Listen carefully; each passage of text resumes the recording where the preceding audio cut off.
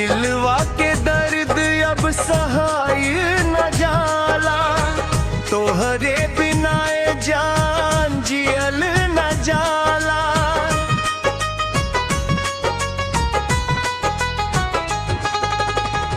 दिलवा के दर्द अब सहाय न जाला, तोहरे बिना ए जान जियल न जाला।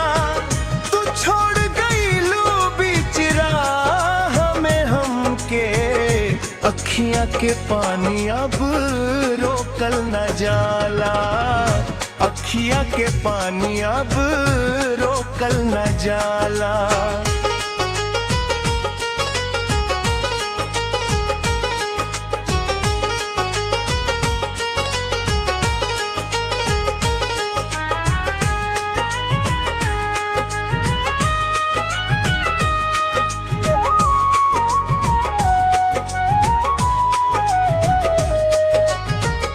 कसम खैले रहलू साथ निभावे के, सपना सजवले रहलू घर बसवावे के।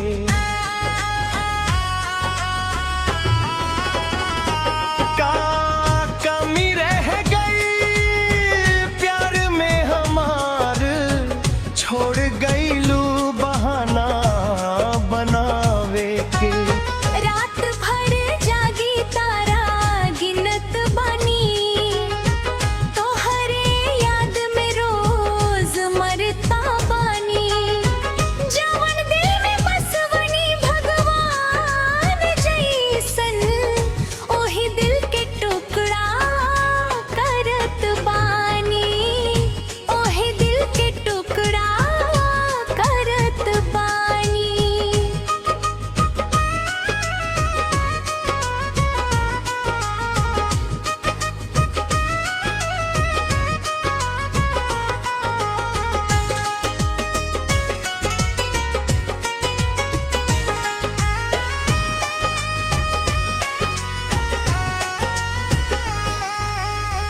अब ना भरोसा रहल प्यार पर, दिल रोवे अकेले अंधियार पर।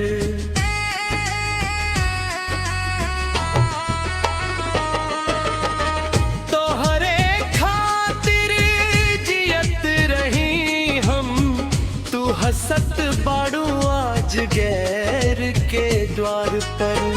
दिलवा के दर्द अब सहाय न जाला, तोहरे बिना ए जान जियल न जाला। तू छोड़ गईलू बीच राह में हमके, अखियां के पानी अब रोकल न जाला, अखियां के पानी अब रोकल न जाला।